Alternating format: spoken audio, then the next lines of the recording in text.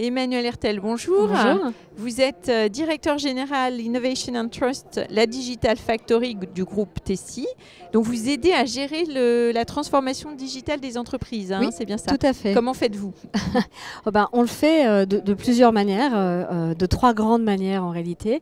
La première, c'est qu'on permet aux entreprises d'outsourcer tout ou partie de leur processus métier, qu'ils soient ce qu'on appelle front office, c'est-à-dire les centres d'appel, ou bien back office, c'est-à-dire les centres des flux de gestion, que ce soit pour les dossiers de crédit pour une banque par exemple, ou des dossiers immobiliers dans le cas d'agences immobilières. Et puis le deuxième pivot, c'est de le faire au travers de la technologie. Donc on est éditeur de solutions logicielles autour de la confiance numérique. Et le troisième pivot, c'est que tout ça, ça doit s'intégrer dans des systèmes clients. Et donc on a une partie intégrateur au sein d'Innovation and Trust, la Digital Factory. Si je comprends bien, une des parties de votre métier, c'est l'externalisation.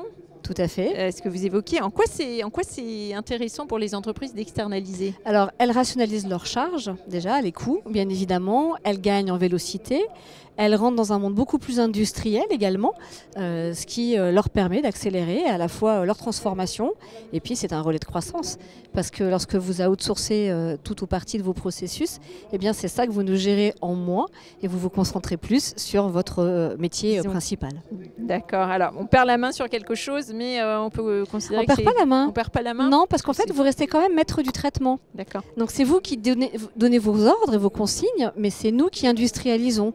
Et comme on a l'habitude de le faire pour beaucoup d'entreprises, eh bien, ce que l'on peut vous mettre à votre service, on l'a déjà fait ailleurs.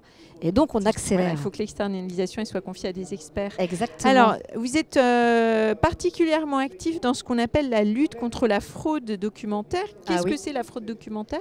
Et ça concerne quelles entreprises? Tout le monde. Ça concerne tout le monde. Vous savez que 63% des Français ont déjà avoué au moins avoir fraudé une fois.